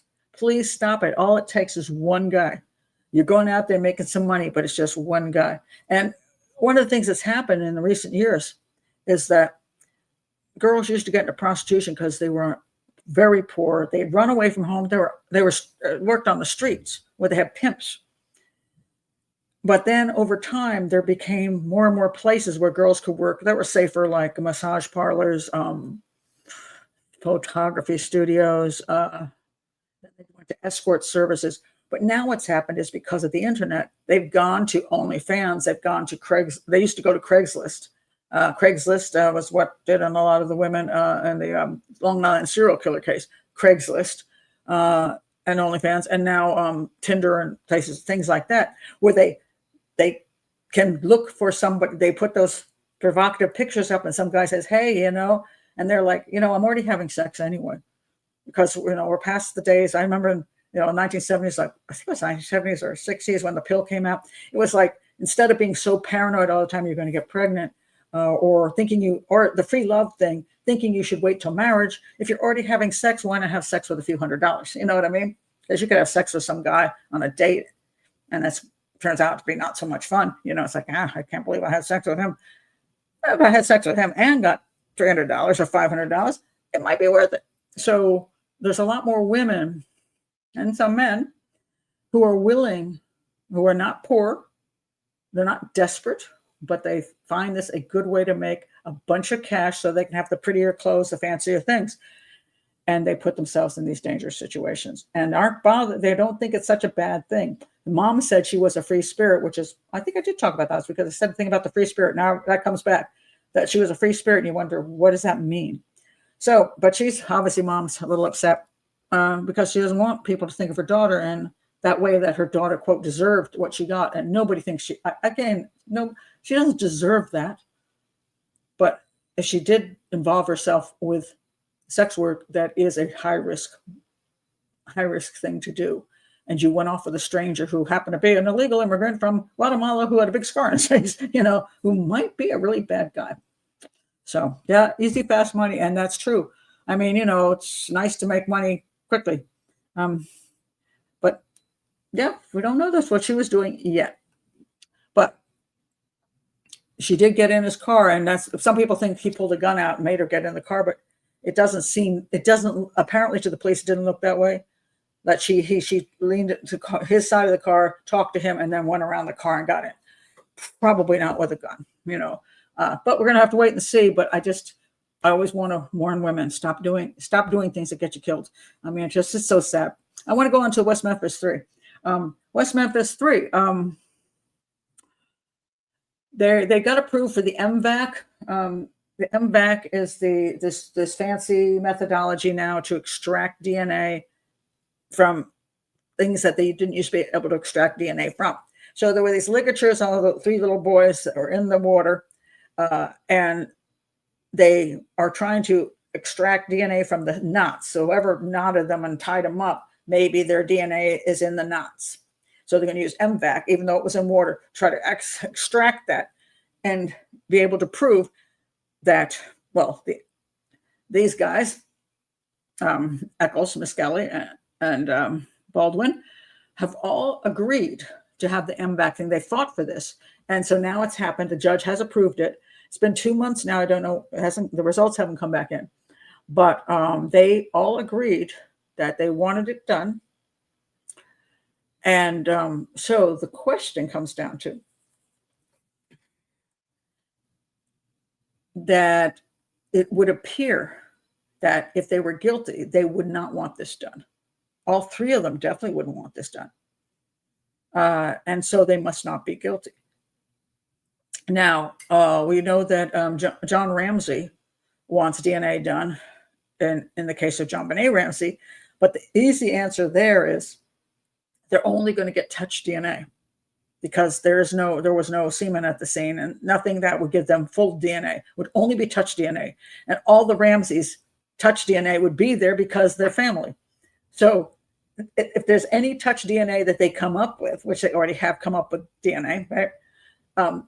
It'll be to some anonymous person. They've already got 2 males and a female. It's like the whole party was in there with John Benet Ramsey in the basement. Most likely, when you say two males and a female, it could be 2 little kids two little boys and a little girl that she was playing with. Nobody ever thinks of children leaving DNA. They always think of adults. Oh, two men and women. No, DNA is for children too. So it could be she was at a party and she could have touched anybody, and even an adult could have touched her, and that could have transferred. So because touch DNA transfers. So John Ramsey asking for that, big deal, right? He knows his family is safe from any of the results, and the more DNA they get that can point fingers at some other person, the better off it is for him. So I don't think that proves that the Ramseys weren't involved in the murder of JonBenet. Now, West Memphis 3, you can go check out my video on the West Memphis 3. I personally think they are guilty. But it does make me stop and think, why are they wanting MVac then? Because wouldn't that be a bad idea? You know, I mean, if their DNA is there, well, then they're screwed, right? And it seems like, why are they fighting for something that couldn't, basically, they're still considered guilty of the crime. They took an Alford plea. So Alford plea says, okay, you got enough on me, but, you know, so and they've got freed on an Alford plea. So they're still considered guilty, but they supposedly want to prove that they're not guilty. And of course, there's a huge industry that has risen up, the West Memphis 3 case, with books and movies and all these celebrities involved who are also involved in proving that they're innocent because they've stood by that for so long. So I never know who's really behind the choices that are being made. Their lawyers, the celebrities, who's behind all this? The documentary makers, who's behind this? Because is this going to be another thing so they can do more stuff that makes more money? I don't know. But the three supposedly agreed to this. Well, they did agree to it. Not supposedly. They did. They agreed to have the MVac done. So it does make me pause, I must say, because unlike, I say, John Ramsey, their DNA should not be there whatsoever.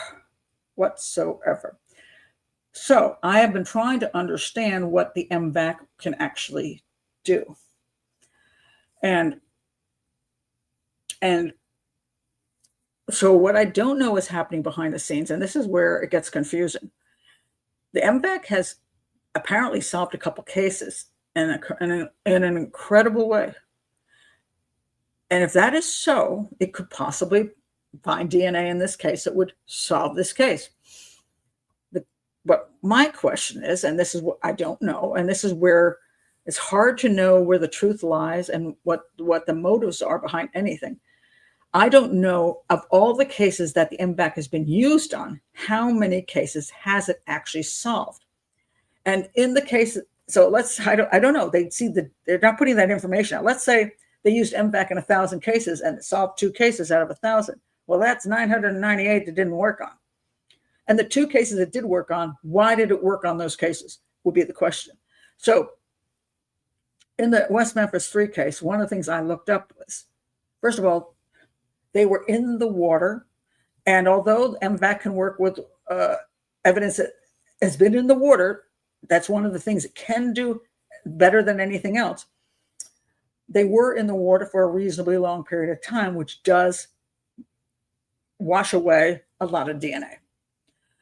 Secondly, it has been God knows how many years now, I can't remember when it happened, been a long damn time, for the 3 decades now or something, that the evidence can just disintegrate and get contaminated. The third thing is, and I looked this up, I looked up, first of all, to make sure the boys didn't have gloves on their hands. I didn't think they did, but I just thought I'd check to see whether they're like riding bicycles around with gloves. And I didn't think that. I haven't looked at the case in a long time, even what I said about it. But no, they did not have gloves. So their hands would touch things. Then I wondered who else's hands touched things. And I looked that up. And it turns out that because they didn't have touch DNA back then, that police officers and other people touched the ropes, undid them with their hands. God knows how many people touched those ropes. So there may be a massive amount of DNA from God knows how many people. Now, does that mean that, let's say one piece of rope has 10 different male DNAs on it? which is, you know, whoever those people were, but not the killers, right? And one of these guys' DNAs is on it. The question I have is that many DNAs are mixed together. How likely is it that that one DNA from that one person will be so provable, noticeable, provable by science that it's his DNA? I don't know the answer to that. So I come up with two possibilities. One is they believe, these three actually believe that MVac will pull the killer's DNA out of those knots, and they're not worried about their DNA because they didn't do it and they weren't there. That's one possibility. Other possibility is that whoever's involved with them, the lawyers, those celebrities, whoever, is going, hey, there's no way even if your DNA is there, they're ever going to pull that out with that MVac. It's not going to happen. We have scientific evidence that says it would be 1 in a million, and we don't think that's going to be possible because of the water, because of the contamination, because of the years, because so many people touched it. There's not one shred of a way that they're going to ever prove any of your guys' DNA was there. So if you say you want the DNA done, it'll come back negative, and that will make you look innocent. I don't know. What do you think? Let's see.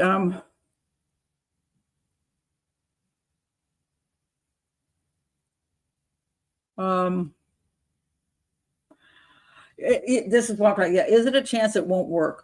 That's what I'm wondering. Is before anything occurs, if you're a lawyer, first of all, attorneys often know that the clients are guilty as hell, because I've been brought in by attorneys who wanted me to prove that their guilty as hell person wasn't guilty, and I would say they're guilty, and then they dump me.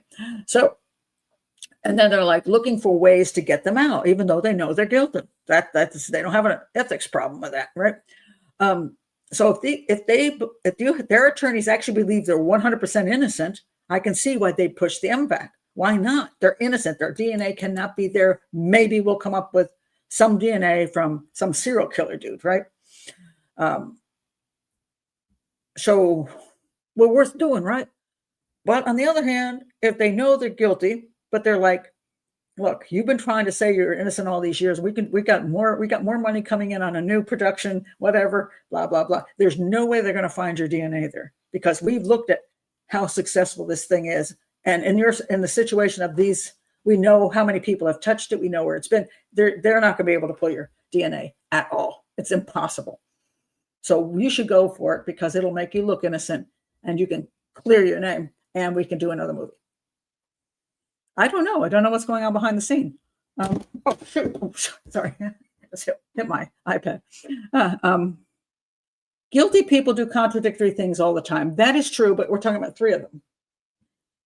Three of them at the same time. And they've already been found guilty. So it's not like they're going to go back to prison, because they've already been found guilty and released. So it's not going to, if their DNA was found there, it wouldn't change their freedom, but it would end the discussion of people saying they're innocent. And I don't think so. I don't think they take the chance on that, and their lawyers wouldn't let them do it. And all those celebrities around them who've been putting out these, and say all these movies have been putting out, if they thought there was a chance of their DNA showing up there, it would blow their cover completely. And they would say, oh my God, it's been proven after all, they are guilty. And everybody looked like crap except me and a few other people who think they're guilty. So I find it unlikely that they would take a chance if they were actually guilty, if they thought the MVac would work. So either they are innocent and they think the MVac might actually truly prove them innocent, or they know the MVac won't work at all. They absolutely know that it can't possibly come up with DNA, that even if their DNA was there, it's just not going to happen. They know scientifically it's not going to happen, and therefore they think it's a good ruse. I would like to find out the scientific truth about that, because I'm not finding it. It's very hard to determine what the truth is, except that I absolutely know that the chances are very low that any DNA would be present because of the water, because of contamination, because of the years past and degradation, and because so many people handled it. I find it hard to believe they're going to pull out the one DNA from that person. I don't think it's possible, but I'm not a scientist, and I would like to have scientific evidence on that, but I don't know. I think what's going to happen is I think it's going to come back that their DNA was not found, and that will probably prove to everybody that they're innocent. But I'll still be questioning it, and to me, it won't prove it. But I have to find out the scientific information, because if the scientific information were such that there was a very high chance of finding their DNA there in those knots, if they believed that the DNA could find them, if the MVac could find their DNA, if there is a high chance that could happen, then I would say those guys got to be innocent, because they wouldn't take the chance on having that MVac thing, because the state didn't even want to bother with it. The state was not thrilled about it. So why isn't the state, if they already got the state not wanting to do it, they should just leave it alone and keep walking away. People say that oftentimes. Why does John Ramsey keep out there? Why do the McCanns why do the McCanns do everything they did? If they had something to do with what happened to Madeleine, they would just be quiet. John Ramsey would just be quiet. But sometimes that is not true. Sometimes people, because they're trying to prove their innocence to begin with, they will stick with a story forever, and they will keep pursuing it as though they are innocent. So it's not exactly true that people who are guilty would just quietly go away. But I don't know. I would love to know more about the scientific issues. So yeah, I just it'll be good to know. Spike says how it works behind the scenes, what kind of pressure there is, or benefits. I do. Yeah, I'd love to know. I want to know the scientific end of it, and I would like to know that too. But I'm going to guess it's going to come back negative. I will absolutely bank on that. You know what I mean? I would take a bet on that. It will come back negative for them, and it will come back. There's so many people have touched it. I can't believe that they get a good DNA profile that was substantial. And also, who else touched the kids touched those knots too. So each one of the children probably tied their own shoes. Their parents could have tied their shoes. Their brother and sister could have tied their shoes. God knows. The shoes could. There's all kinds of possibilities. And here again, touch DNA. So a kid touches another kid, gets touch DNA on their hands, and then does that. Now that kid's touch DNA is on their shoelaces, just like the JonBenet thing. So that there could be, God knows, if you're out playing with other children, you could have like 100 different DNAs on your hands and then tie it into the shoelace.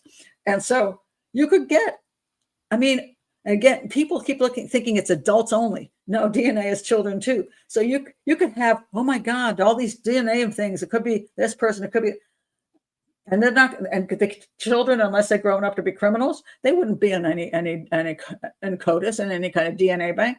So it wouldn't have. They will track to nobody. So they have all these unknown DNAs. And as long as the three boys who are now men, their DNA is not there, they can say it wasn't us. So I think they're going to come out smelling peachy, because I think it's going to come out negative, but I just don't know why. Would it be negative because they were never there? Or is it negative because the defense always knew that the MVac was never going to work? And I'd like to find out. So I don't know. Maybe they only agree because the lawyers are ready if it's positive. No, I don't think so. I don't think so, because if they were the same age as the boys, then you could say, well, it was just normal transfer, just like I just said, they could have been playing together. But because these three teenage boys shouldn't have been around these three little boys, if their DNA was in those knots, then they did it. They 100% would be a proof that they did it. If the parents and DNA is there, because they got one parent, they keep trying to convict him because his hair was in one of those knots. Well, again, he was the stepfather of one of the kids, so it was. And I do not believe Terry. I forgot his last name now. Terry did it. I don't believe it at all. It's the whole story that people keep trying to develop as to why he would want to go and kill his stepson and 2 other kids just because he didn't come home on time or something. It's just stupid, or because he saw something. I mean, it's just nonsense.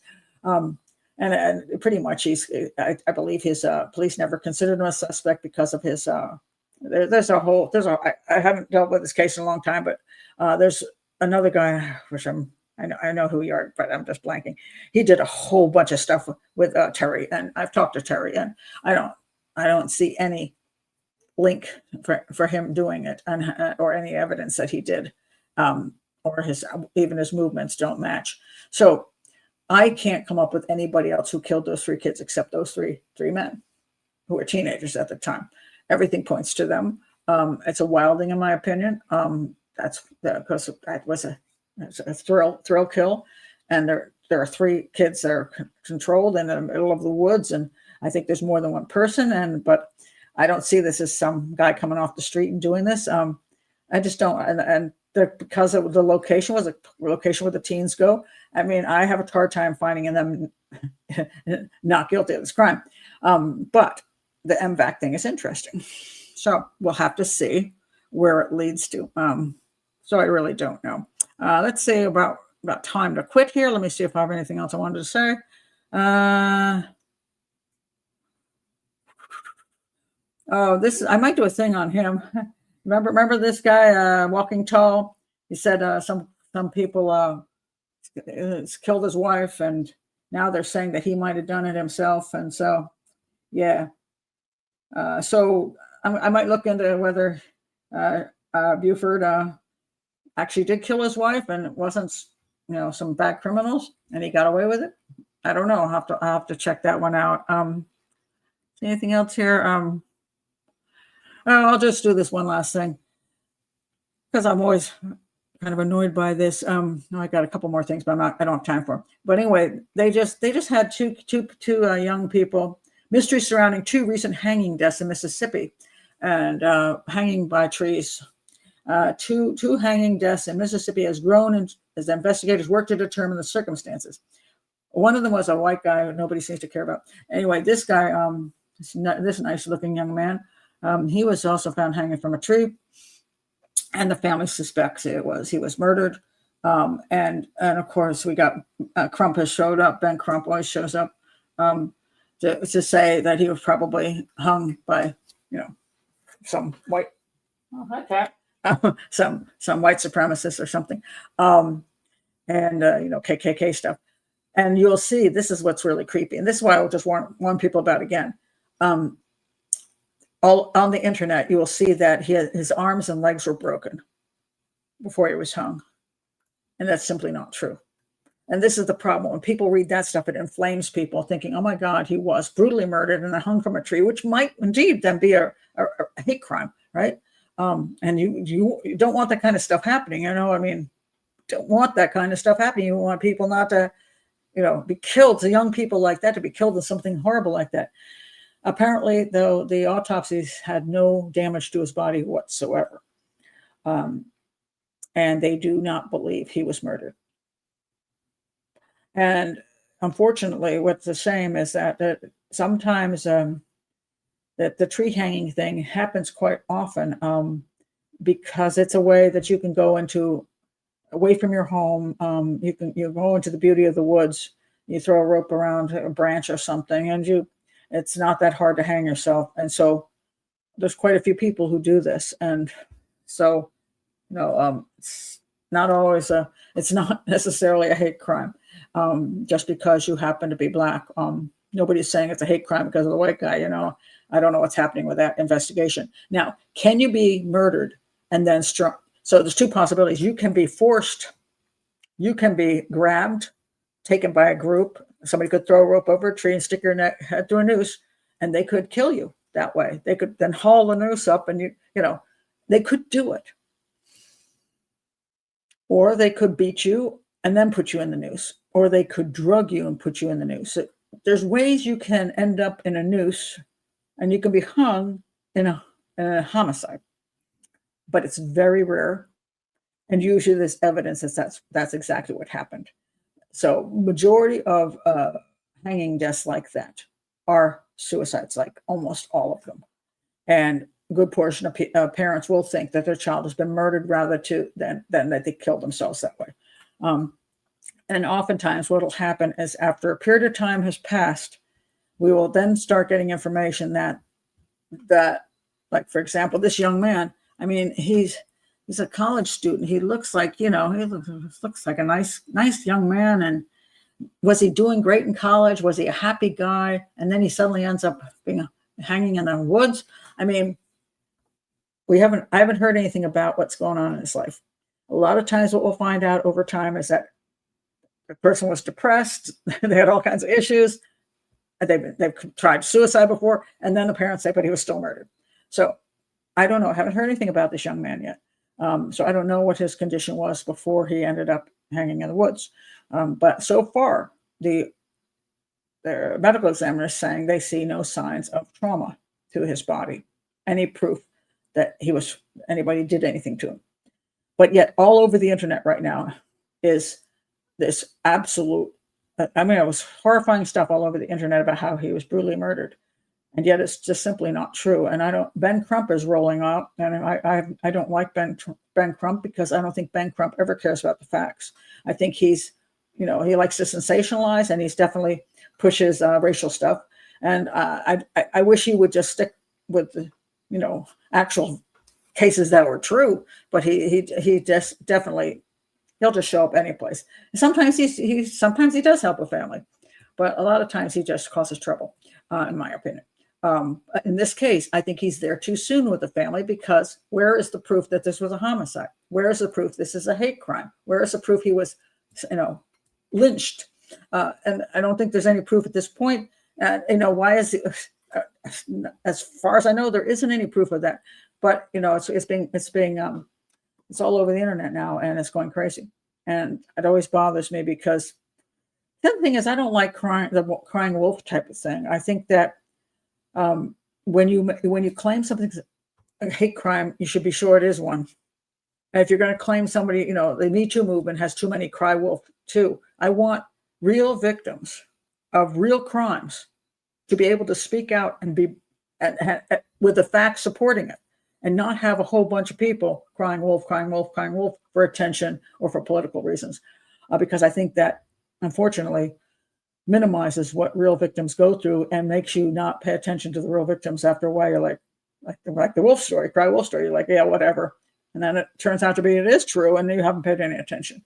So to me, I like people to not promote stuff that isn't proven and doesn't have facts to support. I just wish if they are concerned about this young man, something happening to him, I think it should wait till they have some kind of proof, but they're already, on the roll for he was murdered. And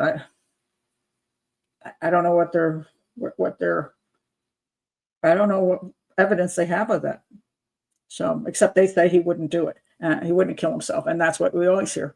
So I don't know. It's obviously hard for parents, because no parents want to believe that their child is suicidal and would kill themselves, because they're like, why didn't I know? And the same thing with this young woman, if she was involved in something that was high risk, the parents don't want to believe it, because that means that maybe they missed something themselves, so they didn't help their daughter not go that direction. Whatever it is, you feel the guilt thing gets to you. So, but I'm going to stop there for the night. So anyway, college can be stressful, and sadly, some kids can't really handle the pressure and parental expectations. That can be true. That can be true. Well, that's pretty. This is definitely true. Crump is a media attention grubber. I'll go with that. Yes, these sites regurgitate the most shocking story seen, true or not, and that's true. And unfortunately, it really does. It's amazing how fast it moves across the internet.